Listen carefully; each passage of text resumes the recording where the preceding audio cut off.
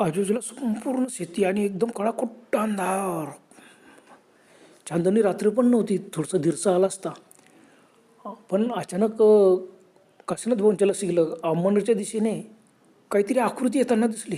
त्यानं अरे कोणीतरी शेतातून येतोय, पायी पायी येतोय बघ.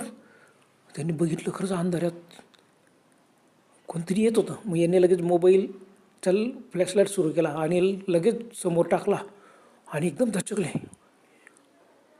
तो येणारं कोण होतं? ती एक 40-1 वर्षाची बाई असेल आणि तिच्याबरोबर 10-12 वर्षाचा मुलगा. दोघंही होते. बापरे, दोघंही घाबरले. आणि त्यांच्या अंगावर स्वेटर नव्हतं, काहीच नव्हतं. अगदी ते जवळ हळूहळू चालत येत होते. यांनी मात्र फ्लॅशलाईट चालूच ठेवला मोबाईलच्या त्यांच्या दिशेने आणि आरोळी मारली, ताई कोण आहे, ताई कोण आहे, इकडे या, तुम्हाला दैवत जायचं आहे का? ते काहीच बोलले नाही. सविता